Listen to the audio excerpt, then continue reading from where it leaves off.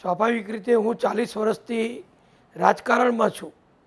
નાના મોટા વિવાદો, કોઈ જગ્યાએ કોઈ ગુસ્સે થઈ જાય, કોઈ વધારે પડતું બોલી નાખે, કોઈ અપમાનજનક બોલી નાખે, એવું બધું રાજકારણમાં હું 40 વર્ષથી જોતો આવ્યો છું.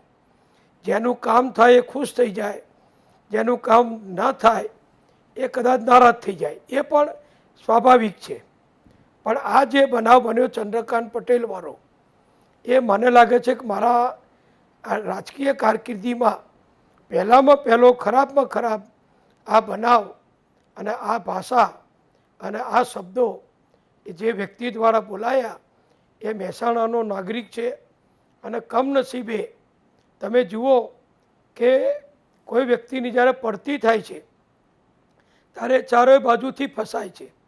પહેલો મારા વિશે બોલતો, મને અપશબ્દો બોલતો વિડીયો ઓડિયો બહાર આવ્યો અને એ વખતે બધા પત્રકાર મિત્રો મારા ઇન્ટરવ્યૂ માટે આવ્યા, પણ એ વખતે મેં ના પાડી હતી કે ભાઈ આવું તો ચાલ્યા કરે, એમ કરીને વાતને મેં ટાળી હતી.